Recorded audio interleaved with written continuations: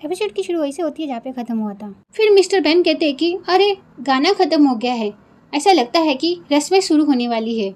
यह सुनकर लेडी कहती है कि अरे हाँ सही कहा आपने, अगर तुम लोगों की बातें हो गई हो तो फिर हम अंदर चलते हैं।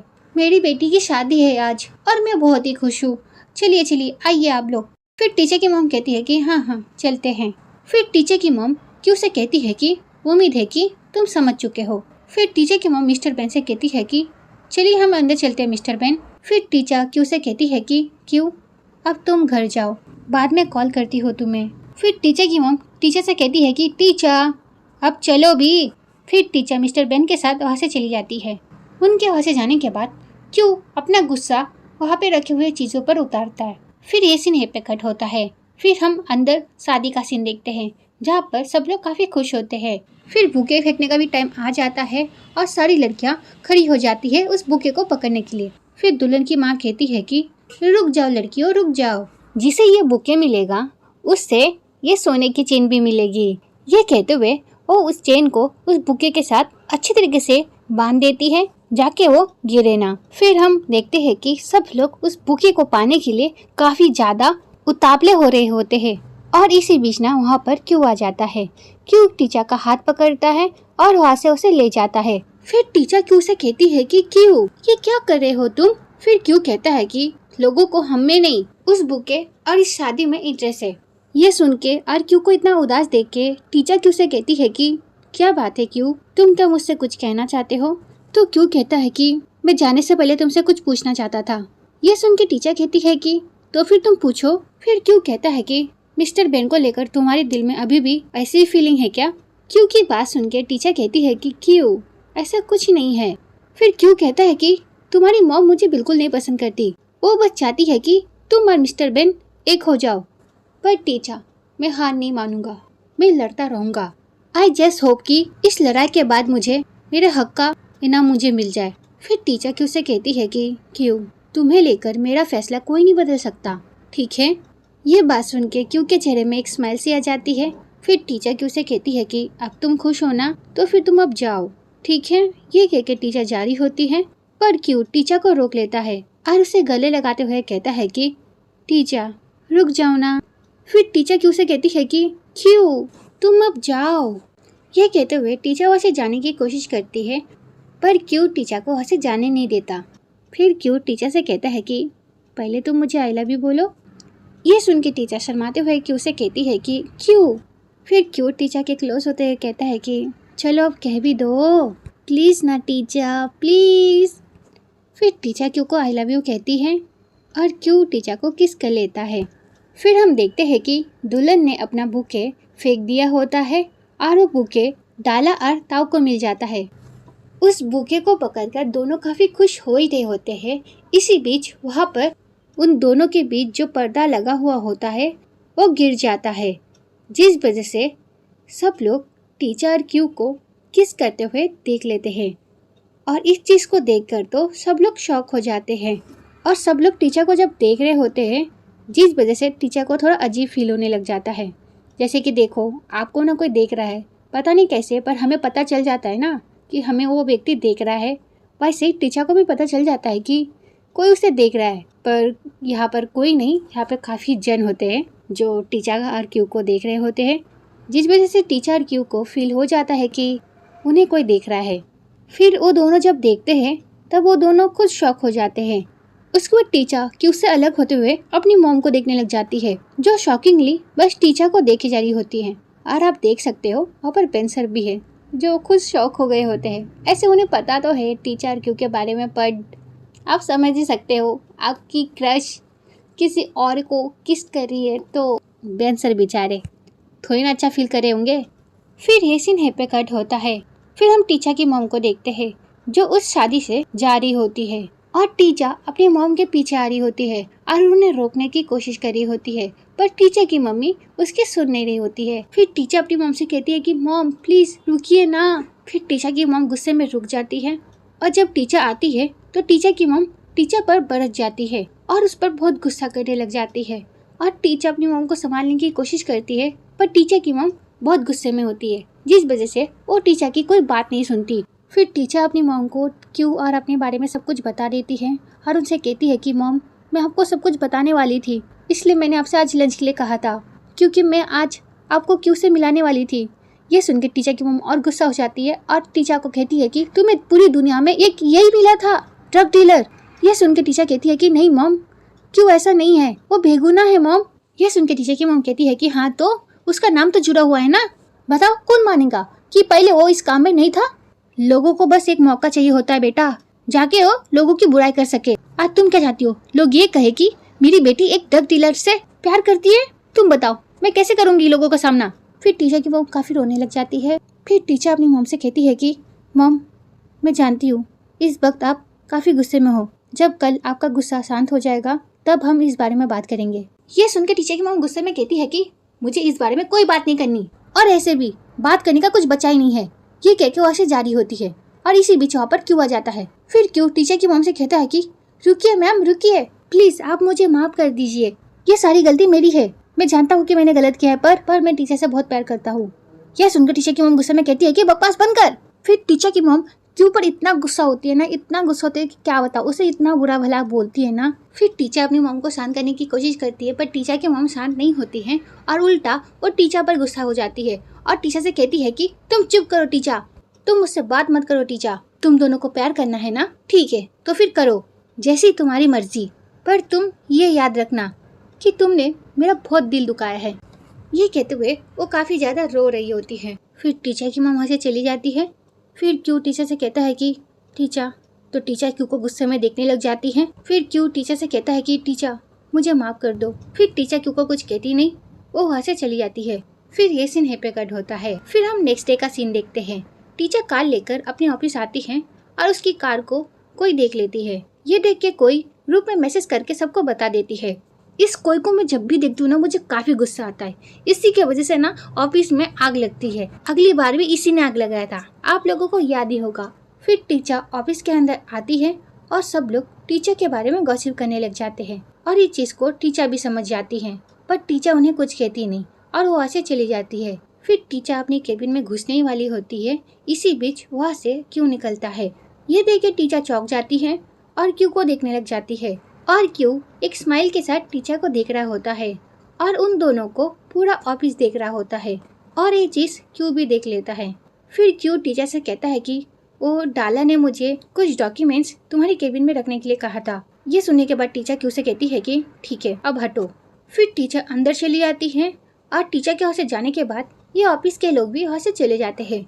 फिर टीचर काम कर रही होती है, इसी बीच वहाँ पर क्यों आ जाता है कॉफी लेकर। फिर क्यों टीचर को कॉफी देता है और इस कॉफी के कप को देखकर टीचर क्यों को देखने लग जाती है। फिर टीचर क्यों से कहती है कि ये क्या कर रहे हो।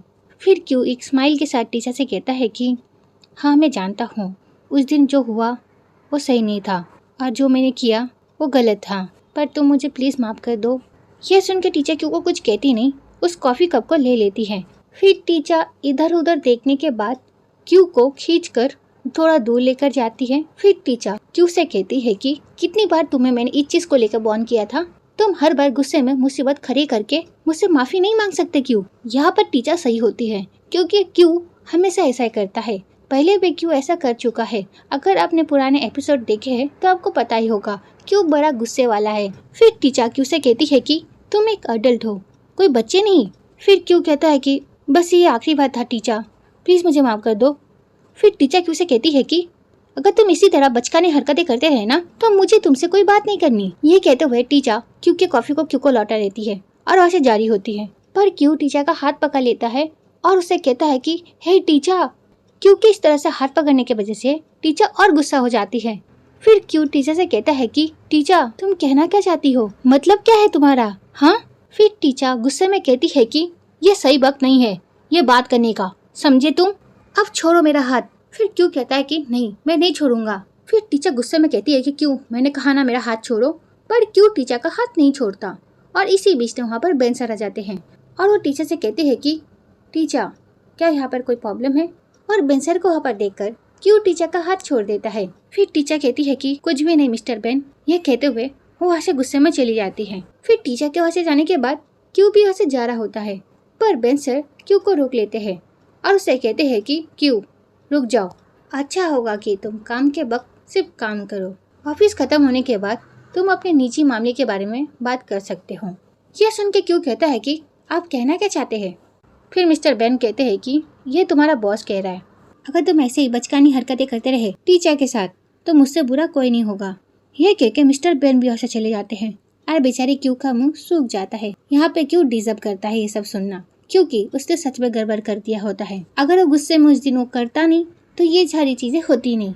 हम गुस्से में काफी बार काफी सारी चीजें कर देते हैं जो हमें नहीं करनी चाहिए, और जब हमारा गुस्सा शांत होता है तब हमें पता चलता है कि हमने क्या कर दिया है, जो चीजें हमें नहीं करनी चाहिए थी। ये सारी चीजें मेरे साथ हो चुकी है, इसलिए मैं तुम लोगों को बोल रही हूँ।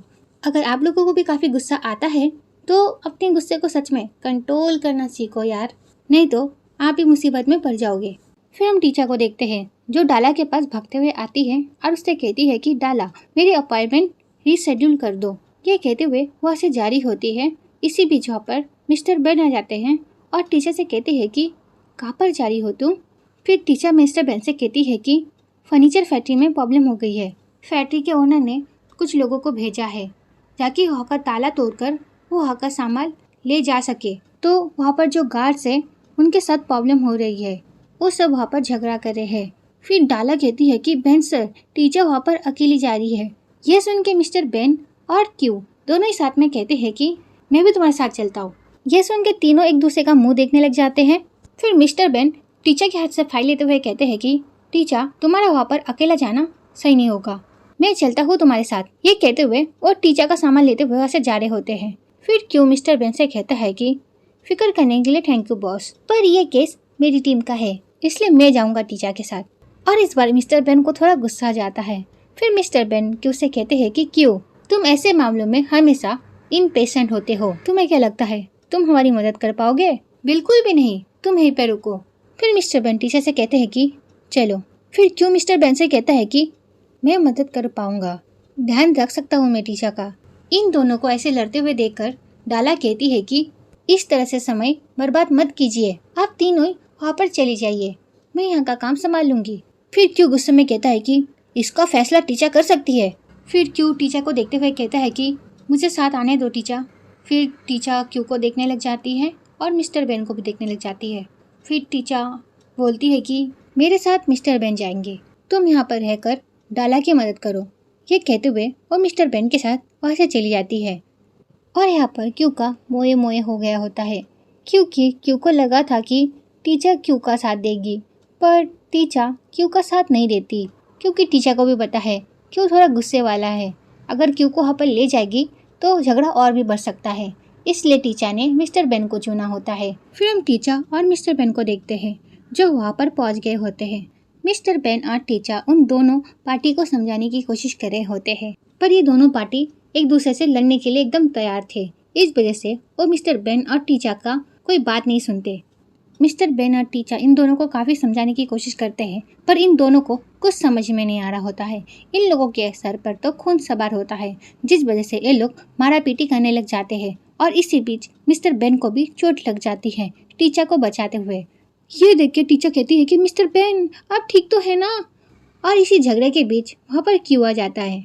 फिर वहाँ पर क्यू आता है और एक हीरो वाली एंट्री मारता है, और वहाँ पर क्यू को देखकर सब लोग रुक जाते हैं। फिर क्यू उनके पास जाता है और उनसे कहता है कि चलो चलो छोड़ो एक दूसरे को, चलो हम बात करते हैं। फिर क्यू पहली पार्टी से कहता है कि तुम लोग यहाँ पर सामान निकालने के लिए आए हो ना? तो वो लोग कहते हैं कि हाँ। ये सुन के क्यू कहता है कि तो फिर खड़े क्यों हो, जाओ निकालो। ये सुन के सब लोग शॉक हो जाते हैं और क्यू को देखने लग जाते हैं। फिर क्यू कहता है कि ओह सॉरी, मैंने अपने बारे में कुछ नहीं बताया ना, मैं इस फैक्ट्री के केस का लॉयर हूँ, मेरे बॉस ने यहाँ पर मुझे भेजा है, उन्हें तो तुम जानते ही हो, उनका नाम मिस्टर सर्ट है। यह सुन के दूसरी पार्टी का आदमी कहता है कि तुम लोग यहाँ पर सामान निकालने के लिए आए हो? तो क्यू कहता है कि हाँ, अच्छा होगा कि तुम सब पीछे हट जाओ, इन दोनों को जो करना है करने दो, तुम लोग बीच में मत आओ। ये सुन के मिस्टर बेन कहते हैं कि ये तुम क्या बोल रहे हो? फिर टीचर मिस्टर बेन को रोकते हुए कहती है कि मिस्टर बेन। फिर टीचर मिस्टर बेन से धीरे से कहती है कि मिस्टर बेन कुछ मत बोलिए।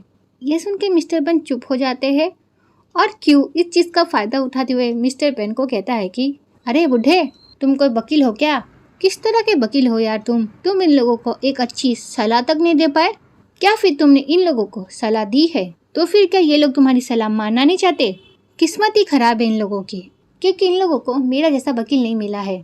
फिर टीचर क्यू से कहती है कि हे, हमारे लोगों को धमकाना बंद करो। फिर क्यू टीचर से कहता है कि ओह क्या बात है, जरा अकड़ तो देखो, जबकि तुम्हें पता है तुम गलत कर रही हो। तुम्हारे अंदर थोड़ी सी भी एथिक बची है क्या फिर नहीं? बड़ी औरत। ये सुन के टीचर क्यू से कहती है कि कौन बड़ी औरत? ये सुन के क्यू कहता है कि तुम हो, और कौन? फिर क्यू कहता है कि चलो अब मान भी जाओ, जरूर तुम्हारी क्लाइंट की संगत का असर है। तुमने क्या इन सबको बताया नहीं? अगर ये जबरदस्ती यहाँ पर घुसे तो इन सभी लोगों को जेल जाना पड़ सकता है, वो भी लंबे टाइम तक। यह सुन के दूसरी पार्टी के लोग बड़े खुश हो जाते हैं और कहते हैं कि हाँ हाँ सही कहा। फिर टीचर क्यू से कहती है कि बकवास बंद करो, तुम बहुत बोल रहे हो। फिर टीचर अपनी पहली पार्टी को कहती है कि इसकी बातों पर तुम ध्यान मत दो। ये सुन के क्यू कहता है कि क्या ये बकवास है? अगर तुम्हें मेरी बात पे यकीन नहीं है तो फिर तुम इनसे कहो कि जाकर सामान निकाले। ये कहते हुए वो टीचर का हाथ पकड़ लेता है और टीचर से कहता है कि चलो मेरे साथ। फिर टीचर एक्टिंग करते हुए कहती है कि नहीं, मुझे नहीं जाना। तो क्यू कहता है कि क्यों, क्या हुआ, डर गई क्या? फिर क्यू पहली पार्टी से कहता है कि देखा, तुम्हारे वकील में एक छोटी सी बात कहने की भी हिम्मत नहीं है। यह सुन के टीचर क्यू से कहती है कि मैं डरी नहीं हूँ, कोई भी वकील ऐसा काम नहीं करता, समझे तुम? यह सुन के क्यू कहता है कि वाह क्या बात है, क्या ये सब वकील का काम नहीं है, झूठी। फिर टीचर क्यू से कहती है कि तुम अपना मुंह बंद करो, ठीक है? फिर टीचर पहली पार्टी से कहती है कि देखो, तुम लोग इसकी बातें मत सुनो, सोम मैम ने तुम्हें हायर किया है ना, तो फिर तुम अंदर जाओ और अपना काम पूरा करो, तब तक मैं यहाँ पर इंतजार करती हूँ, ठीक है? यह सुन के दूसरी पार्टी के लोग भी कहते हैं कि हाँ हाँ जाओ ना, जाओ अंदर जाओ। यह सुन के पहली पार्टी के लोग काफी परेशान हो जाते हैं और वो सोच में पड़ जाते हैं कि अब वो करे तो करे क्या। फिर ऐसे यहीं पे कट होता है। फिर हम टीचर को देखते हैं जो मिस्टर बेन को वहाँ से लेके जा रही होती है, क्योंकि मिस्टर बेन को काफ़ी ज़्यादा चोट लगी होती है। फिर टीचर मिस्टर बेन से कहती है कि रुकिए, मैं ड्राइव करती हूँ। ये सुन के मिस्टर बेन कहते हैं कि नहीं नहीं कोई बात नहीं, मैं कर लूँगा। फिर वहाँ पर ना क्यों आ जाता है भागते हुए और टीचर से कहता है कि टीचर टीचर तुम ठीक तो हो ना, तुम वहाँ पर गिर गई थी। फिर क्यों टीचर का हाथ पकड़ते हुए कहता है कि ये क्या, तुम्हें तो चोट लग गई है। फिर टीचर क्यों के हाथ से अपना हाथ छुड़ाते हुए कहती है कि नहीं मैं ठीक हूँ। फिर टीचर मिस्टर बेन से कहती है कि चलिए मैं ड्राइव करती हूँ। यह कहते हुए वो मिस्टर बेन से कार की चाबी ले लेती है और मिस्टर बेन को कार में बिठाकर वहाँ से चली जाती है। और क्यों बेचारा टीचर को वहाँ से जाते हुए देख रहा होता है। फिर हम टीचर को देखते हैं जो मिस्टर बेन को उनके घर तक ले जाती है, क्योंकि मिस्टर बेन को काफ़ी ज़्यादा चोट लगी होती है। फिर टीचर मिस्टर बेन से कहती है कि मिस्टर बेन, क्या आप सच में डॉक्टर के पास नहीं जाना चाहते? आप सच में ठीक तो है ना? तो मिस्टर बेन कहते हैं कि हाँ हाँ मैं ठीक हूँ, दवाई खा लूँगा तो ठीक हो जाऊँगा, तुम इतनी चिंता मत करो। टीचर मिस्टर बेन को वहाँ से ले जा रही होती है। इसी बीच वहाँ पर ना कैमिलिया आ जाती है, क्योंकि कैमिलिया भी तो उसी बिल्डिंग में रहती है। फिर कैमिलिया मिस्टर बेन और टीचर को साथ में देख लेते हैं। फिर टीचर भी कैमिलिया को देख लेती है और मिस्टर बेन भी। फिर टीचर कैमिलिया से कहती है कि एक केस को हैंडल करते समय मिस्टर बेन को चोट लग गई। ये सुन के कैमिलिया कुछ कहती नहीं, बस उन्हें देखती है। फिर मिस्टर बेन टीचर से कहते हैं कि टीचर अब तुम जाओ, मैं खुद चला जाऊंगा। फिर टीचर मिस्टर बेन से कहती है कि कोई बात नहीं, मैं आपको रूम तक छोड़ देती हूँ। ये कहकर वो मिस्टर बेन को वहाँ से ले जाती है और मिस्टर बेन पीछे मुड़ के कैमिलिया को देख रहे होते हैं और कैमिलिया एक बड़ी स्माइल के साथ मिस्टर बेन को वहाँ से जाते हुए देख रही होती है। फिर कैमिलिया अपने घर जाकर सो जाती है, क्योंकि वो काफ़ी ज़्यादा थक गई होती है। फिर कैमिलिया को किसी का कॉल आता है, तो कैमिलिया उस कॉल को उठाती है और कॉल करने वाला कोई और नहीं मिस्टर बेन होते हैं। और मिस्टर बेन ऐसा कुछ कहते हैं जो सुन के कैमिलिया शॉक हो जाती है और भागते हुए मिस्टर बेन के घर तक जाती है। फिर कैमिलिया मिस्टर बेन का दरवाजा बजाने लग जाती है और उनसे कहती है कि बॉस दरवाज़ा खोलिए। फिर कैमिलिया जैसे तैसे दरवाज़ा खोलती है और अंदर चली जाती है और अंदर जाकर देखती है कि मिस्टर बेन ज़मीन पे पड़े होते हैं और वो कैमिलिया से कह रहे होते हैं कि क्या तुम मुझे हॉस्पिटल ले जा सकती हो? ये कहते ये सीने पे कट होता है। फिर हम मिस्टर बेन को हॉस्पिटल में देखते हैं। फिर कैमिलिया मिस्टर बेन से कहती है कि अगर आपको ज़्यादा दर्द हो रहा है तो मैं नर्स से कह के आपको एक पेन किलर दिला देती हूँ।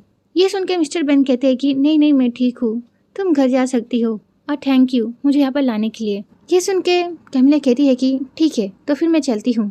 ये कह के कैमिलिया उसे जा ही रही होती है। इसी बीच वहाँ पर डॉक्टर आ जाते हैं अरे डॉक्टर कोई और नहीं, वही लड़का होता है जिसने कैमिलिया को उस शादी में उस पक्का लड़के से बचाया होता है। फिर वो लड़का कैमिलिया को देखकर कहते हैं कि अरे तुम, और कैमिलिया भी उस लड़के को देखकर कहती है कि अरे तुम। फिर वो लड़का कहता है कि शायद से आज मेरा लकी डे है। ये सुन के कैमिलिया हंसते हुए कहती है कि क्या तुम एक डॉक्टर हो? तो लड़का कहता है कि देखते से लगता तो यही है। फिर वो लड़का मिस्टर बेन का इलाज करने लग जाता है और उसके बाद हम मिस्टर बेन को देखते हैं जो अभी काफ़ी ज़्यादा ठीक फील कर रहे होते हैं। फिर वो लड़का कहता है कि अभी इस लड़के को ना मैं डॉक्टर बुलाऊंगी। तो मिस्टर डॉक्टर कहते हैं कि दवाई लिख के देता हूँ, उससे आप अच्छा फील करेंगे और जल्दी ठीक भी हो जाएंगे। ये सुन के मिस्टर बेन कहते हैं कि अच्छा थैंक यू। फिर मिस्टर डॉक्टर कहते हैं कि ऐसे नर्स तो है आपका ख्याल रखने के लिए, पर अगर कोई भी ज़रूरत हो तो आप मुझे बुला लेना। फिर नर्स कहती है कि डॉक्टर इसकी कोई ज़रूरत नहीं, इनकी गर्लफ्रेंड है ना इनका ख्याल रखने के लिए। यह सुन के कैमिलिया कहती है कि नहीं नहीं, ये मेरी बॉयफ्रेंड नहीं है, ये मेरे बॉस है। यह सुन के नर्स कहती है कि ओह मुझे माफ़ करना। फिर कैमिलिया कहती है कि नहीं कोई बात नहीं। फिर मिस्टर डॉक्टर कैमिलिया से कहते हैं कि इनकी ओर से मैं आपसे माफ़ी मांगता हूँ, ये कुछ भी कहती रहती है, आई एम सो सॉरी। फिर कैमिलिया कहती है कि नहीं नहीं कोई बात नहीं, इट्स ओके। फिर मिस्टर डॉक्टर मिस्टर बेन से कहते हैं कि क्या आपको कुछ पूछना है? तो मिस्टर बेन डायरेक्ट पॉइंट पे आते हुए कहते हैं कि क्या आप दोनों एक दूसरे को जानते हैं? ये सुन के डॉक्टर कुछ कहते हैं। इससे पहले उनकी नर्स कहती है कि डॉक्टर का कहने का मतलब ये था कि आपकी सेहत को लेकर कोई सवाल। ऐसे आप भी मजाक काफी अच्छे कर लेते हैं। ये कहते हुए वो फिर से हंसने लग जाती है और मिस्टर बेन थोड़ा ऑकवर्ड हो जाते हैं। फिर मिस्टर डॉक्टर को एक इमरजेंसी केस आ जाता है जिस वजह से उन्हें वहाँ से जाना पड़ता है। पर जाने से पहले मिस्टर डॉक्टर कैमिलिया से कहते हैं कि तुमसे फिर से मिलकर अच्छा लगा। ये सुन के कैमिलिया कहती है कि और मुझे भी। फिर मिस्टर डॉक्टर वहाँ से चले जाते हैं और हम मिस्टर बेन को देख सकते हैं जिन्हें देख के ऐसा लग रहा होता है कि कहीं ना कहीं इन्हें जलन हो रही है, जैसे कैमिलिया को होती थी पहले टीचर और मिस्टर बेन को साथ में देखकर। फिर वहाँ से जब सब चले जाते हैं तो मिस्टर बेन कैमिलिया से कहते हैं कि शायद से डॉक्टर तुम्हें पसंद करता है। यह सुन के कैमिलिया मिस्टर बेन को देखती है और फिर कहती है कि आपको अभी आराम करना चाहिए। यही कह के वहाँ से जारी होती है। फिर मिस्टर बेन कैमिलिया का हाथ पकड़ लेते हैं और उससे कहते हैं कि क्या तुम मेरे साथ नहीं रुकने वाली? देखो देखो मिस्टर बेन को अभी तो खुद ही कह रहे थे ना तुम अब जा सकती हो। जैसे मिस्टर बेन ने देखा कि डॉक्टर को कैमिलिया जानती है और डॉक्टर कैमिलिया पर कुछ ज़्यादा इंटरेस्ट ले रहे हैं, तो देखो अब वो कितने प्यार से कैमिलिया से कहते हैं कि क्या तुम मेरे पास नहीं रुकने वाली? बाप रे बाप, इतना प्यार से तो उन्होंने शायद से टीचर को भी नहीं कहा होगा। फिर कैमिलिया मिस्टर बेन का हाथ छुड़ाते हुए कहती है कि मुझे जाना चाहिए। ये कहकर कैमिलिया वहाँ से चली जाती है। बट कैमिलिया घर नहीं जाती, हॉस्पिटल में रुकी रहती है मिस्टर बेन के लिए। सच में कैमिलिया अब भी बिना मिस्टर बेन को कहीं ना कहीं प्यार करती है, नहीं तो कौन इतना हर्ट होने के बाद भी इतना करता है किसी के लिए। इसलिए मुझे कैमिलिया ज़्यादा पसंद है, टीचा से भी ज़्यादा, क्योंकि मैं टीचा के साथ ना उतना कनेक्ट नहीं कर पाती खुद को जितना मैं कैमिलिया को कर पाती हूँ। मुझे ऐसा लगता है कि कैमिलिया की जो हरकतें हैं ना वो मेरी जैसी है, बहुत सारी हरकतें कैमिलिया की मेरी जैसी है। तुम लोगों को भी ऐसे लगता होगा ना कोई शो देखकर या फिर कोई ड्रामा देखकर, अरे ये लड़की तो मेरी जैसी हरकतें करती है। वैसे ही मुझे वैसा ही फील होता है जब मैं कैमिलिया को देखती हूँ। ओके, तो हम स्टोरी पे आते हैं। कैमिलिया अभी भी मिस्टर बेन से प्यार करती है जिस वजह से वो अभी भी हॉस्पिटल में रुकी होती है और वो वहाँ पर बैठे बैठे सो जाती है। और ये चीज़ हमारे मिस्टर डॉक्टर देख लेते हैं। फिर मिस्टर डॉक्टर कैमिलिया के पास जाते हैं और उसे उठाते हुए कहते हैं कि मुझे तो लगा तुम चली गई। फिर कैमिलिया वहाँ पर डॉक्टर जी को देखकर थोड़ा शॉक हो जाती है और वो कुछ कहने वाली होती है। इससे पहले मिस्टर डॉक्टर कहते हैं कि तुम्हें क्या अपनी बॉस की चिंता हो रही है, क्या फिर तुम मेरा वेट कर रही थी? सच बताना। फिर मिस्टर डॉक्टर कैमिलिया के पास बैठते हुए कहते हैं कि मैं हूँ डॉक्टर नो पचाओ। ये नाम सच में कितने अजीब है, मैं इनको मिस्टर डॉक्टर ही बुलाऊंगी। तो मिस्टर डॉक्टर अपना नाम बताते हैं कैमिलिया को और उससे कहते हैं कि तुम मुझे डॉक्टर नो कह सकती हो कैमिलिया। यह सुन के कैमिलिया कहती है कि तुम्हें मेरा नाम कैसे पता? फिर मिस्टर डॉक्टर कहते हैं कि उस दिन शादी पे मैंने किसी को तुम्हारा नाम पुकारते हुए सुना था, ऐसे आज तुमसे मिलकर मुझे काफ़ी अच्छा लग रहा है। यह सुन के कैमिलिया कहती है कि और मुझे भी। फिर कैमिलिया मिस्टर डॉक्टर से कहती है कि डॉक्टर आप ना पेशेंट से मत कहना कि मैं यहाँ पर रात भर रुकी थी। तो डॉक्टर साहब कहते हैं कि ठीक है तुम चिंता मत करो, मैं उनसे नहीं कहूँगा। ये सुन के कैमिलिया कहती है कि थैंक यू। फिर ये दोनों ऐसे ही बातें करने लग जाते हैं। फिर ये सीन पे कट होता है। फिर हम नेक्स्ट डे टीचर और उसकी मॉम को साथ में देखते हैं। टीचर की मॉम टीचर का घर छोड़कर एक होटल में रुकी हुई होती है। टीचर की मॉम टीचर से कहती है कि होटल में रहना काफ़ी अच्छा है, तुम मेरी फिक्र मत करो बेटा, तुम अपनी फिक्र करो, ठीक है। फिर टीचर की मॉम टीचर से कहती है कि तुम्हारी वो क्लिप किस करने वाली वायरल हो गई। यह सुन के टीचर कहती है कि तो आपने वो देख ली मॉम। तो टीचर की मॉम कहती है कि हाँ, इसलिए तो मैं तुमसे मिलने के लिए रेडी हो गई, क्योंकि हमारे पूरे खानदान वाले और आजू बाजू वाले और तो और मेरे दोस्त सब लोग मुझे कॉल कर करके एक ही चीज़ पूछ रहे हैं, उस क्लिप के बारे में। अब तुम ही बताओ, मैं उन सबको क्या बताऊँ। यह सुन के टीचर अपनी मॉम से कहती है कि प्लीज़ मुझे माफ़ कर दीजिए मॉम। फिर टीचर की मॉम टीचर से पूछती है कि ठीक है, तो मुझे अब एक बात बताओ, क्यों किस तरह से बेहतर है मिस्टर बेन से, तुम्हें उसमें क्या पसंद आ गया? हाँ, मुझे सच में ये जानना है। यह सुन के टीचर अपनी मॉम से पूछती है कि पहले आप बताइए, आप क्यों पसंद करती है मिस्टर बेन को? आपको तो शादीशुदा आदमी पसंद नहीं थे ना? यह सुन के टीचर की मॉम कहती है कि हाँ, अभी भी पसंद नहीं है, पर इस वक्त तुम्हारी जिंदगी में जो आदमी है उससे बेहतर है मिस्टर बेन। ये सारी बातें सुनने के बाद टीचर अपनी मॉम से कहती है कि हाँ, मिस्टर बेन काफ़ी अच्छे इंसान है, पर क्यों अकेला है जिसको पूरी तरीके से मुझ पर यकीन है। वो दिन जो मेरी जिंदगी का सबसे बुरा दिन था, जब मैं वो केस हार गई थी, तब आपको बिल्कुल यकीन नहीं था कि मैं एक अच्छी वकील बन सकती हूँ। और तो और उस वक्त मुझे पैर में धोखा भी मिला था, और मेरे उन पलों में आपको मेरा साथ देना चाहिए था, पर आपने मेरा साथ नहीं दिया। उन पलों में क्यों ने मेरा साथ दिया मॉम? क्यों ने? हाई स्कूल में पढ़ने वाला एक पागल लड़का, एक अकेला ऐसा इंसान जिसको मेरे ऊपर पूरा यकीन था, सिर्फ उसने कहा कि मैं अच्छी हूँ और मैं कुछ भी कर सकती हूँ, क्यों ने कभी भी एक पल के लिए भी मुझ पर से भरोसा नहीं उठाया मॉम? वो क्यों है मॉम, जिसकी वजह से मैंने कभी भी अपना वकील बनने का सपना नहीं छोड़ा। ये सुनकर टीचर की मॉम कहती है कि और अब देखो क्या हो गया, ये वही क्यों है जिसके वजह से तुम मुसीबत में पड़ी हो। तुम जिस पार्टनर पोजीशन के लिए इतना मेहनत कर रही थी वो तुम्हें नहीं मिलेगी। तुम्हारा करियर और तुम्हारा वकील बनने का सपना पूरी तरीके से बर्बाद हो जाएगा उसके वजह से, सिर्फ उसके वजह से। देखो टीचर, मैं तुमसे बहुत प्यार करती हूँ और मैं तुम्हें एक अच्छी लाइफ जीते हुए देखना चाहती हूँ। मैं बस चाहती हूँ कि तुम्हें एक ऐसा इंसान मिले जो तुम्हारी लाइफ को बेहतर बनाए, ना कि कोई ऐसा जो तुम पर बोझ बने। अगर बेटा तुम एक ऐसे इंसान के साथ रहोगी जो तुम्हारी लाइफ में हमेशा दुख लेकर आएगा, तो मेरे मरने के बाद भी मैं चैन से नहीं रह पाऊंगी बेटा। टीचर और उसकी मॉम बात कर ही रहे होते हैं, इसी बीच वहाँ पर क्यू का कॉल आ जाता है और ये देख के टीचर की मॉम टीचर को देखने लग जाती है और टीचर उस कॉल को कट कर देती है। फिर टीचर की मॉम टीचर से कहती है कि अगर तुम्हें क्यू के साथ रिलेशनशिप में रहना है तो फिर ठीक है, पर इसके लिए मेरी सहमति बिल्कुल नहीं है। यह कहकर टीचर की मॉम वहाँ से जाने वाली ही होती है, पर वो फिर से टीचर के पास जाती है और उससे कहती है कि तुम्हें फिर से इस बारे में सोचना चाहिए कि तुम्हारी जिंदगी का मकसद क्या है, वो कौन लोग हैं जो तुम्हारा भला चाहते हैं, कौन तुम्हारे फ्यूचर के लिए अच्छा है, कौन नहीं। इसका फैसला तुम्हें करना पड़ेगा टीचर, और ये सारी बातें तुम दिमाग से सोचना, ना कि दिल से। और एक बात, मैं ये बात नहीं कहना चाहती थी कि तुम वकील बनने के लायक नहीं। ये कहते हुए टीचर की मॉम वहाँ से चली जाती है। टीचर की मॉम के वहाँ से जाने के बाद टीचर काफ़ी ज़्यादा रोती है। फिर इसी नहीं पे कट होता है। फिर हम मिस्टर बेन को देखते हैं जिनके पास नर्स आई होती है। फिर वो नर्स मिस्टर बेन से पूछती है कि क्या आपको अभी भी दर्द हो रहा है?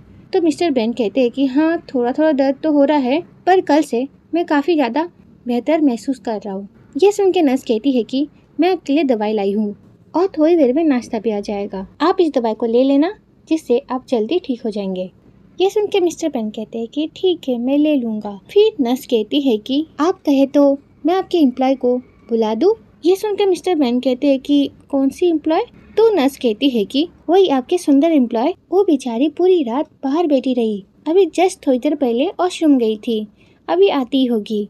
ये सारी बातें करके नर्स तो वहाँ से चली जाती है, पर मिस्टर बेन ये बात जानने के बाद कि कैमिलिया मिस्टर बेन के लिए पूरी रात अस्पताल में थी, वो काफ़ी ज़्यादा खुश हो जाते हैं और उनके चेहरे में एक स्माइल आ जाती है। फिर कैमिलिया मिस्टर बेन को चुपके से देखने की कोशिश कर रही होती है, पर मिस्टर बेन तो जगे होते हैं, जिस वजह से वो कैमिलिया को देख लेते हैं। और जब कैमिलिया देखती है मिस्टर बेन ने कैमिलिया को देख लिया है, तो कैमिलिया मिस्टर बेन के पास जाती है और उनसे कहती है कि दरअसल मैं यहाँ पर आपसे कुछ फाइल में साइन करवाने के लिए आई थी।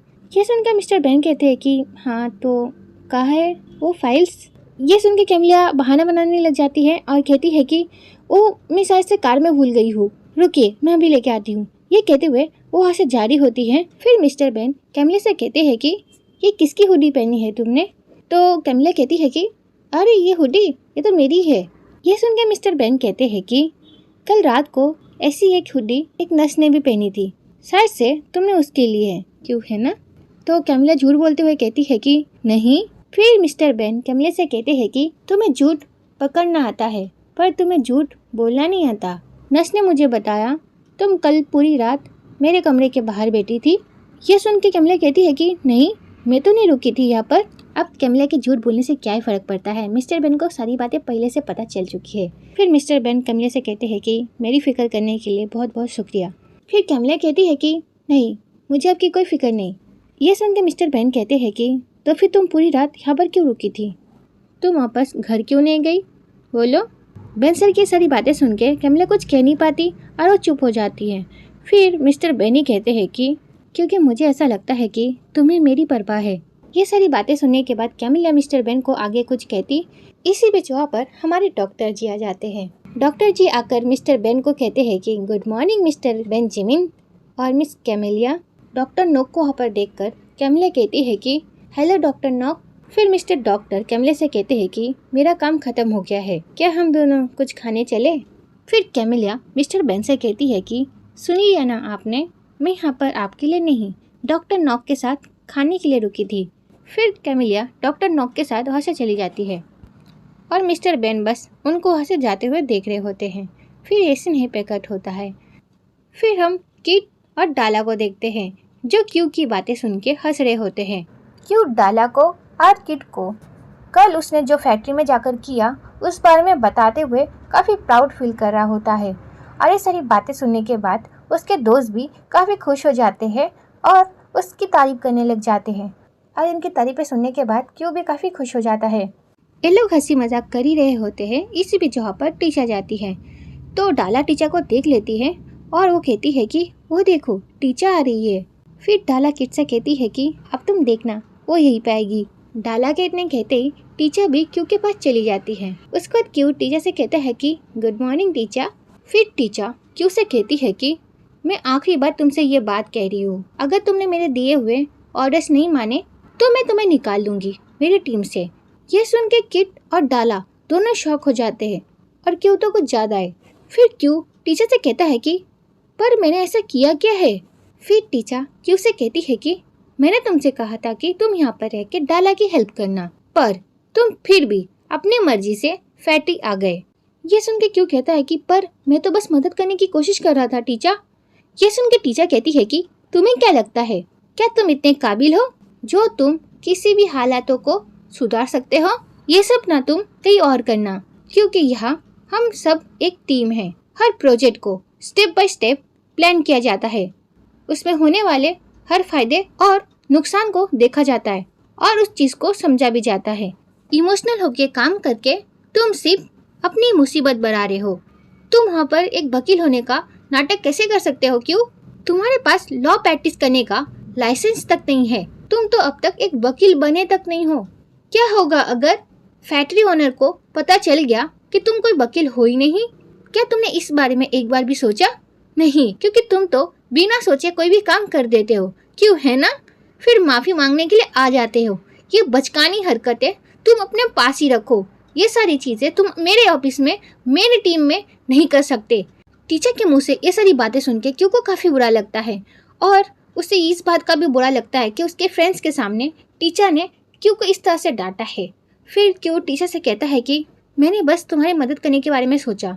ये सुन के टीचर कहती है कि अगर तुम्हें वकील बनना है तो अपनी सोच तुम्हें बड़ी रखनी होगी, सिर्फ तुम अपने बारे में नहीं सोच सकते क्यू। और ये चीज़ टीचर भी काफ़ी इमोशनल होते हुए कहती है।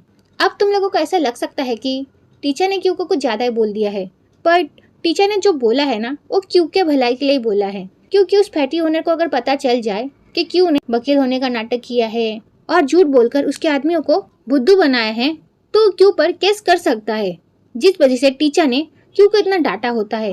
पर ये सारी बातें क्यू को समझ में नहीं आएगी। क्यू को तो बस इस बात का बुरा लग गया कि टीचर ने उसे डांटा है। फिर टीचर वहाँ से चली जाती है। फिर ये स्नेह पे कट होता है। फिर हम क्यू के डैड को देखते हैं जो अपना काम कर रहे होते हैं। इसी बीच उन्हें एक फाइल मिल जाती है जिसे देख के वो थोड़ा शॉक हो जाते हैं। फिर वो उस फाइल को लेकर अपनी बॉस मिस सुआ के पास जाते हैं, पर वहाँ पे मिस सुआ नहीं होती है। क्यू के डैड को जब पता चलता है कि मिस सुआ अभी यहाँ पर नहीं है तो क्यू के डैड उनका वेट करने लग जाते हैं और उसी बीच वहाँ पर मिस सुआ और क्यू की मॉम भी आ जाती है। अगर आपने पुराने एपिसोड देखे हैं तो आपको पता होगा क्योंकि मॉमी क्यू के डैड को उनके बिजनेस का अकाउंट संभालने के लिए देती है, पर यह बात क्यू के डैड को नहीं पता। पर आज क्यू के डैड मिस पिम के साथ क्यू की मॉम को देख लेते हैं और क्यू की मॉम भी क्यू के डैड को देख लेती है। फिर क्यू के डैड क्यू की मॉम को देखकर कहते हैं कि तुम इतना। क्यू के डैड कह ही पाते हैं कि इसी बीच वहाँ पर क्यू के मॉम का हस्बैंड वहाँ पर आ जाता है, जो वहाँ पर क्यू के डैड को देख लेता है और ये देख के क्यू के स्टेप डैड को काफी गुस्सा आ जाता है और वो गुस्से में कहता है कि हे तुम मेरे रेस्टोरेंट के अंदर कैसे घुसे। ये सुन के तो क्यू के डैड काफी शॉक हो जाते हैं और वो क्यू की मॉम को देखने लग जाते हैं। फिर क्यू के डैड कहते हैं कि तुम्हारा, तो क्यू के स्टेप डैड कहते हैं कि हाँ ये मेरा रेस्टोरेंट है। ये सुन के तो क्यू के डैड क्यू की मॉम को देखने लग जाते हैं। फिर क्यू के स्टेप डैड क्यू की मॉम से पूछते हैं कि ये सब क्या हो रहा है।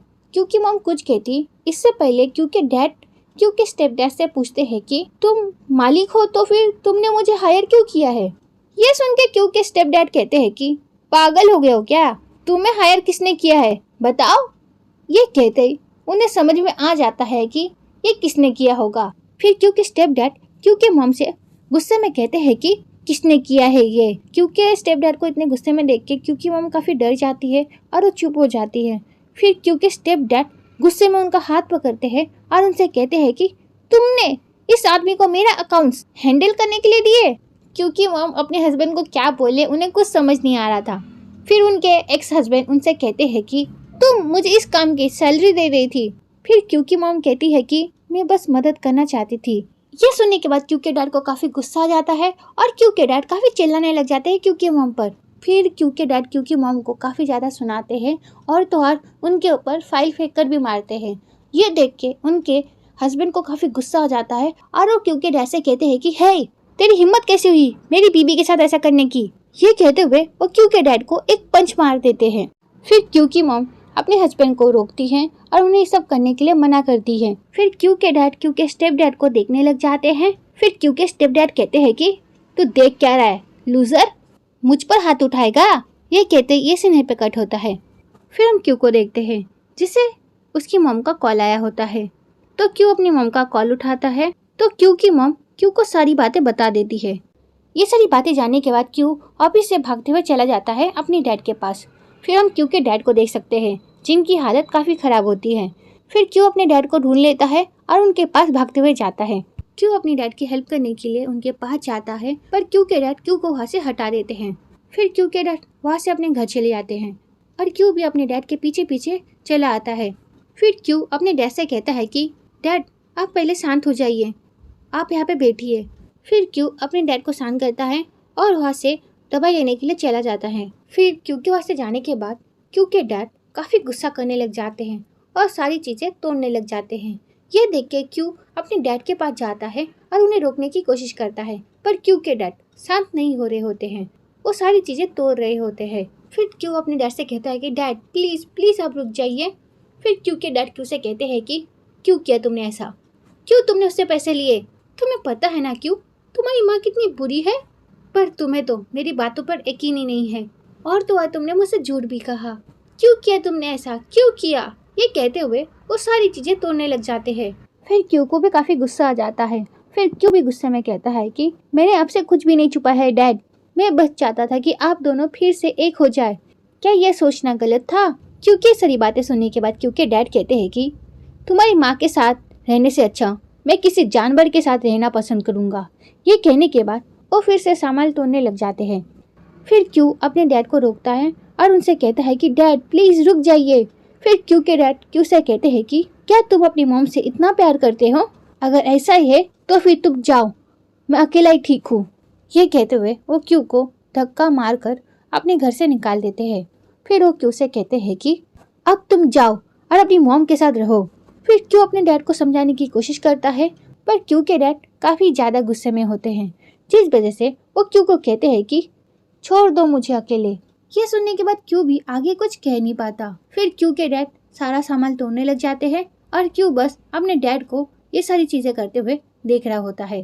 फिर ये सीन पे कट होता है।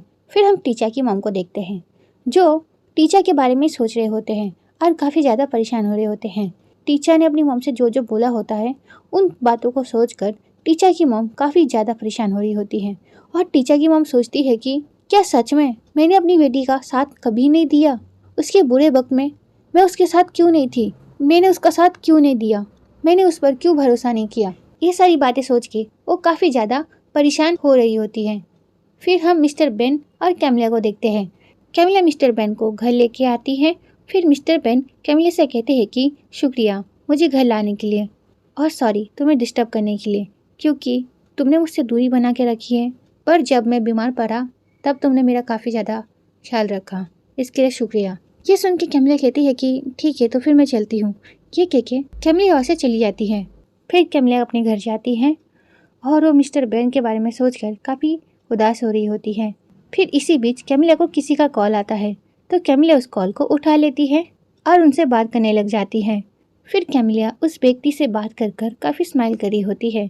हमें बताया नहीं जाता कि वो कौन है, पर मुझे ऐसा लगता है कि वो मिस्टर डॉक्टर ही होंगे, क्योंकि कैमिला उनसे बात कर कर काफ़ी खुश हो रही होती है। फिर ये सीन पे कट होता है। फिर हम क्यू को देखते हैं जो अपने घर की साफ सफाई कर रहा होता है। फिर हम नेक्स्ट डे का सीन देखते हैं। एक आदमी अपनी गाड़ी पार्क कर कर वहाँ से जा रहा होता है। इसी बीच उसकी नज़र दूसरी गाड़ी पर पड़ती है। वो आदमी उस कार के अंदर क्यू की मॉम को देखता है, जिसे देख के वो आदमी डर जाता है। फिर वो पुलिस को कॉल करता है। फिर ए सीन पे कट होता है। फिर हम क्यू को देखते हैं जो काफ़ी डरा हुआ होता है। इसी बीच क्यू के दोस्त वहाँ पर आ जाते हैं। फिर क्यू के दोस्त क्यू से कहते हैं कि हे क्यू, क्या हुआ, तू इतना डरा हुआ क्यों लग रहा है? फिर क्यू कहता है कि क्या तुम लोगों ने मेरे डैड को देखा? तो क्यू के दोस्त कहते हैं कि नहीं, हमने तो नहीं देखा। फिर वहाँ पर क्यू के डैड आते हैं, जिसे देखकर क्यू के दोस्त उन्हें हेलो करते हैं। क्यू के डैड उन्हें देख तो लेते हैं पर उनसे कुछ कहते नहीं। बिना कहे वो वहाँ से जा रहे होते हैं। पर क्यू के डैड को रोकते हुए कहता है कि डैड कहाँ गए थे आप? तो क्यू के डैड कहते हैं कि मैं सामान लेने गया था। फिर पॉन क्यू के डैड से कहता है कि अंकल मैं नाश्ता लेकर आया हूँ, आप हमारे साथ खाना चाहेंगे? फिर क्यू के डैड कहते हैं कि नहीं, मुझे भूख नहीं है। ये कहकर वो अंदर चले जाते हैं। फिर क्यू के डैड के वहाँ से जाने के बाद पॉन क्यू से कहता है कि क्यू अंकल को क्या हुआ है? ये कहते ही हमें क्यू के डैड को दिखाया जाता है जो मिरर में अपने चोटों को देख रहे होते हैं। फिर ऐसी नेह पे कट होता है। फिर हम देखते हैं कि जिस आदमी ने क्यू की मॉम को कार में देखा होता है बुरी हालत में, उस आदमी ने पुलिस को वहाँ पर बुला लिया है और वहाँ पर पुलिस और मीडिया वाले आ गए होते हैं और वो पता लगाने की कोशिश कर रहे होते हैं कि यहाँ पर क्या हुआ है।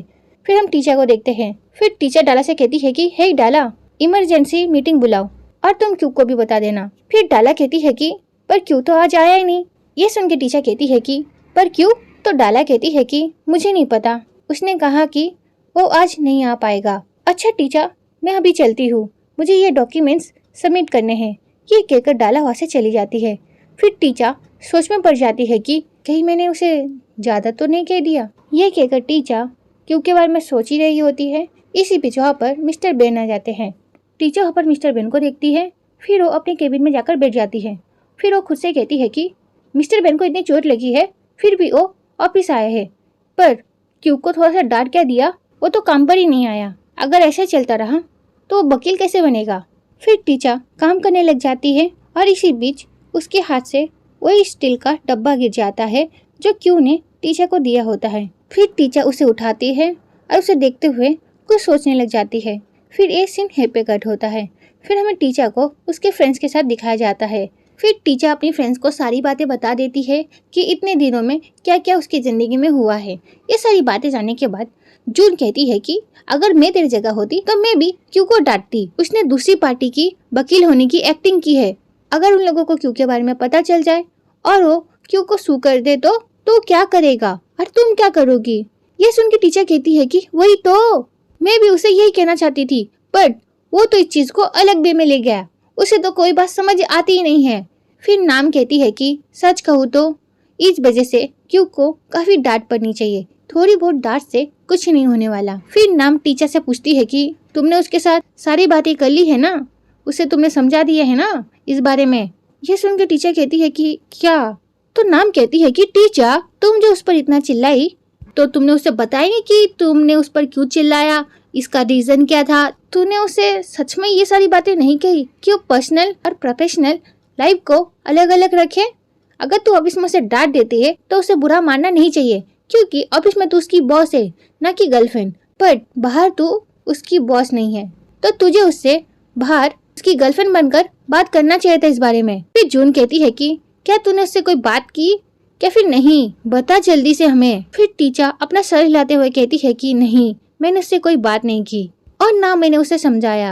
ये जानने के बाद उसके दोस्त उस पर कहते हैं कि टीचा। फिर टीचा कहती है कि क्या तुम लोगों को पता है आज पूरे दिन मुझे क्या क्या सहना पड़ा है? सब लोग ऑफिस में मेरी गॉसिप कर रहे हैं। ऑफिस के सारे आदमी मुझ पर हंस रहे थे और तो और मेरा मजाक उड़ा रहे थे। और तो और मेरा जो क्लाइंट है वो एक नया वकील चाहता है। और तुम लोग क्या चाहती हो मैं एक दिन में क्या क्या हैंडल करूँ? जब तक मैं पार्टनर नहीं बन जाती हूँ क्या तब तक मैं सिर्फ खुद पर ध्यान नहीं दे सकती? फिर जून टीचर से कहती है कि तुम ना बहुत बड़ी सेल्फिश हो, क्या तुम्हें पता है?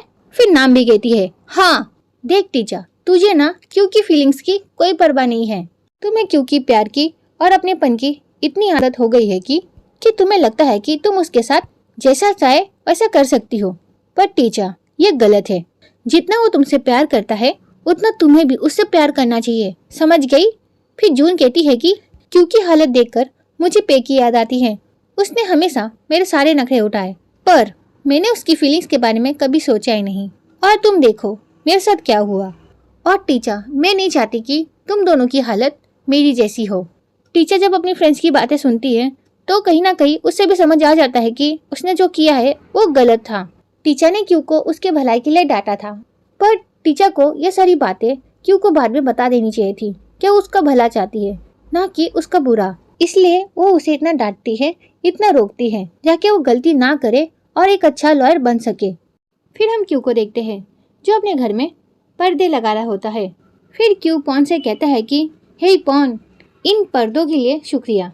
फिर पॉन कहता है कि अरे यार कोई बात नहीं। फिर पॉन न्यूज़ देखने लग जाता है और उसमें बताया जाता है कि शहर में एक कत्ल हुआ है, जिसे देख के पॉन कहता है कि आजकल तो लोग काफ़ी ज़्यादा खतरनाक हो गए हैं। ये कहते हुए वो न्यूज़ देख रहा होता है और वहाँ पर क्यू की मॉम को देख लेता है और ये देख के वो शॉक हो जाता है। फिर वो क्यू के पास आता है और क्यू से कहता है कि हे क्यू। फिर क्यू कहता है कि हाँ क्या है पॉन। तो पॉन क्यू को वो न्यूज़ दिखा देता है, जिसे देख के क्यू तो काफ़ी शॉक हो गया होता है। फिर टिन कहता है कि अरे क्या हो गया? तो पॉन कहता है कि तेरे पास फ़ोन नहीं है क्या? तो टिन कहता है कि हाँ है ना। तो पॉन कहता है कि जल्दी से आज का न्यूज़ देख। फिर टिन उस न्यूज़ को देखता है और कहता है कि कल रात शहर में एक हत्या हुई और जिसकी हत्या हुई है वो मशहूर बिजनेसमैन की वाइफ थी। उनकी गाड़ी में उनकी लाश पाई गई। पहले तो इस मौत को पुलिस ने हत्या नहीं समझा, पर उनके शरीर में चोटों के निशान पाए गए हैं। उनके चेहरे और उनके शरीर पर ऐसे कई निशान हैं। टिन इस चीज़ को रीड कर ही रहा होता है। इसी बीच क्यू कहता है कि ऐसा नहीं हो सकता, नहीं बिल्कुल नहीं। ये सारी बातें क्यू के डैड भी सुन लेते हैं और वो वहाँ से चले जाते हैं। फिर क्यू अपने डैड को देखने लग जाता है। फिर क्यू भी अपने डैड के पीछे जाता है। क्यू अपने डैड को रोकने की कोशिश कर रहा होता है, पर क्यू के डैड क्यू की बात नहीं सुन रहे होते हैं, वो वहाँ से जा रहे होते हैं। फिर क्यू अपने डैड के सामने आ जाता है और उनसे कहता है कि डैड रुकिए। फिर क्यू के डैड कहते हैं कि क्या है? तो क्यू कहता है कि डैड आपका पेन कहाँ है? ये सुन के क्यू के डैड कहते हैं कि ऑफिस में होगा। ये कहते हुए वहाँ से जा रहे होते हैं। इसी बीच वहाँ पर पुलिस आ जाती है। फिर वो पुलिस वाले क्यू के डैड से कहते हैं कि क्या आप ही मिस्टर पोंग पांग हैं? तो क्यू के डैड कहते हैं कि हाँ मैं ही हूँ। फिर वो पुलिस वाला कहता है कि हमें आपका पेन मर्डर सीन के वहाँ मिला है। आप मिस महापांग के मर्डर के सस्पेक्ट है। आपको हमारे साथ पुलिस स्टेशन चलना होगा। ये सारी बातें सुनने के बाद क्यू के डैड तो शॉक हो जाते हैं। फिर क्यू कहता है कि नहीं, ये सच नहीं है, मेरे डैड ऐसा नहीं कर सकते। फिर दूसरा पुलिस वाला कहता है कि जाओ तुम जाकर पकड़ लो। फिर क्यू कहता है कि नहीं रुकिए, आप मेरे डैड के साथ ऐसा नहीं कर सकते। इन्हें अरेस्ट मत कीजिए, इन्होंने कुछ भी नहीं किया है। प्लीज़ मेरा भरोसा कीजिए, ये ऐसा नहीं कर सकते। पर क्यू की बात कोई नहीं सुनता और वहाँ पर उसके सामने उसके डैड को हंसे ले जाते हैं। फिर क्यू के डैड चिल्लाते हुए कहते हैं कि क्यू मैंने उसका कत्ल नहीं किया है, मैं निर्दोष हूँ, प्लीज़ मुझ पर भरोसा करो। पर वो पुलिस वाले इन दोनों की बात नहीं सुनते और वहाँ से क्यू के डैड को ले जाते हैं। फिर ये सीन यहीं पे कट होता है। फिर हम टीचर को देखते हैं जो किट से कहता है कि क्यों कहा है, तो किट कहता है कि क्यों आज काम पर नहीं आया है। ये सुन के टीचर गुस्सा हो जाती है और कहती है कि जो काम अधूरा पड़ा है वो कौन करेगा। फिर किट कहता है कि जी मैं वही पूरा कर रहा हूँ। फिर वहाँ पर डाला भागते हुए आती है और टीचर से कहती है कि हे टीचर, मेरी अभी अभी क्यों से बात हुई। ये कहते ही ये सीन यहीं पे कट होता है। फिर हम टीचर को देखते हैं जो भागते हुए अपने केबिन में आती है। फिर टीचर न्यूज़ देखने लग जाती है और जिसे देखकर टीचर शॉक हो जाती है और वो कहती है कि ये क्या, ये सब कब हुआ और किसी ने मुझे बताया क्यों नहीं। फिर टीचर डाला से कहती है कि डाला इस वक्त क्यों कहा है। फिर डाला कहती है कि क्यों अपनी माँ से मिलने के लिए हॉस्पिटल गया है। ये सुनते ही टीचर वहाँ से जाने वाली होती है। ये देखिए डाला टीचर से कहती है कि रुको टीचर, एक क्लाइंट आपका कोर्ट में वेट कर रहा है और हम इसे रीशेड्यूल नहीं कर सकते, ये काफी इम्पोर्टेंट है। ये सुनकर तो टीचर भी काफी परेशान हो जाती है कि अब वो क्या करे। फिर ये सीन यहीं पे कट होता है। फिर हमें क्यू के डैड को दिखाया जाता है जिनकी पुलिस पूछताछ कर रही होती है। फिर क्यू के डैड कहते हैं कि मैंने कहा ना मैं निर्दोष हूँ, मैंने कुछ नहीं किया है।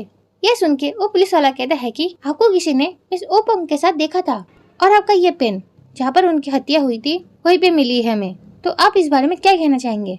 ये सुन के क्योंकि डैड कहते हैं कि इन सब के बारे में मुझे कुछ नहीं पता। फिर वो पुलिस वाला कहता है कि देखिए बात को बेवजह ऐसे ही मत उलझाइए, मर्डर केस की सजा यहाँ पर सीधी मौत है, पर अगर तुम एडमिट कर लेते हो कि ये तुमने किया है तो शायद से कोर्ट तुम्हारी सजा थोड़ी कम कर दे। ये सारी बातें सुनने के बाद क्योंकि डैड कहते हैं कि अरे मैं आपसे सच कह रहा हूँ, मैंने ऐसा कुछ नहीं किया है। फिर वो पुलिस वाला कहता है कि अगर तुमने अपना गुनाह नहीं माना तो भी इससे कोई फर्क नहीं पड़ता क्योंकि तुम्हारे खिलाफ काफी ज्यादा सबूत मिले हैं हमें। फिर वहाँ पर एक दूसरा पुलिस वाला आता है और वो क्योंकि डैड से कहता है कि तुम्हारा एक बेटा है ना जो एक लॉ फॉर्म में ट्रेनी है। ये सुन के क्योंकि डैड कहते हैं कि तुम उसके बारे में क्यों पूछ रहे हो। फिर वो पुलिस वाला कहता है कि अगर तुम खूनी साबित हो जाते हो तो उसका वकील बनना बहुत ही ज्यादा मुश्किल हो जाएगा, समझ में आई बात। फिर क्योंकि डैड कहते हैं कि अकेले छोड़ दो क्यू को, उसको इसमें मत घसीटो। ये सुन के पुलिस वाला कहता है कि तो फिर तुम अपना गुनाह मान लो, अब तुम सच सच बताओ तुमने मिस ओरापेन की हत्या की है क्या नहीं। क्योंकि डैड कुछ कहते हैं इससे पहले ये सीन पे कट होता है। फिर हम क्यू को देखते हैं जो हॉस्पिटल गया होता है अपनी मॉम को देखने। फिर क्यू भागते हुए डोर जाकर खोलता है और वो सामने अपनी माँ को पाता है। क्यू अपनी मॉम को देखकर काफी शॉक हो जाता है।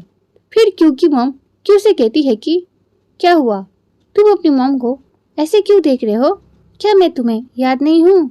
ये सुनते ही क्यू रोने लग जाता है और कहता है कि मॉम मॉम।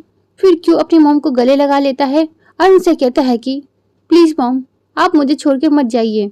ये सारी बातें वो रोते हुए अपनी मॉम से कह रहा होता है।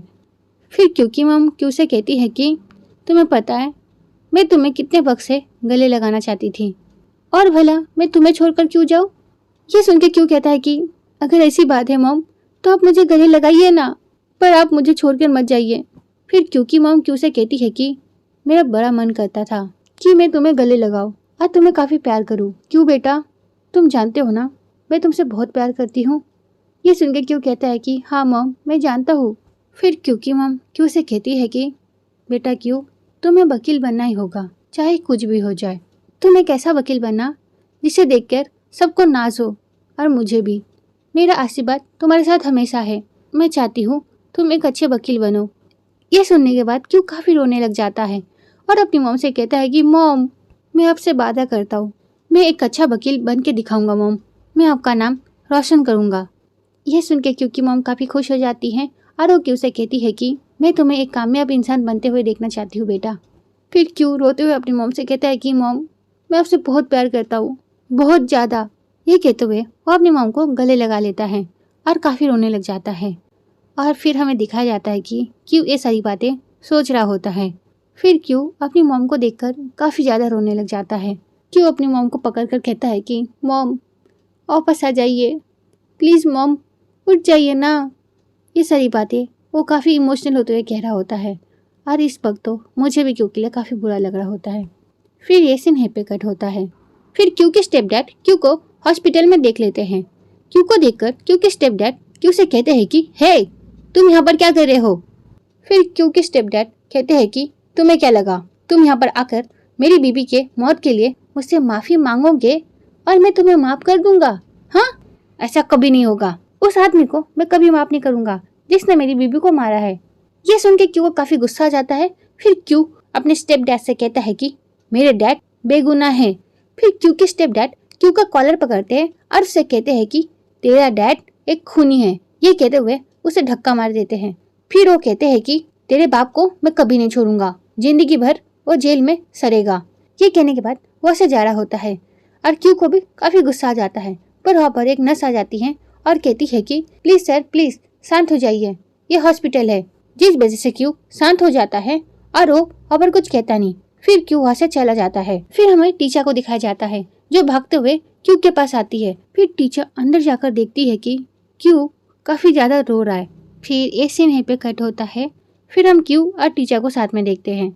फिर टीचा क्यू से कहती है कि तुम्हें भूख लगी है, कुछ ऑर्डर कर दूं?